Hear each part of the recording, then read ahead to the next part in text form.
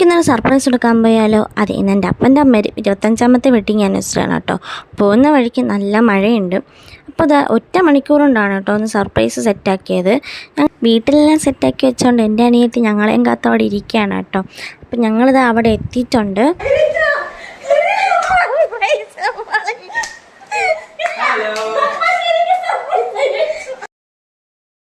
അങ്ങനെ വളരെ ഗംഭീരമായ രീതിയിൽ സർപ്രൈസ് പൊളിഞ്ഞിട്ടുണ്ട്.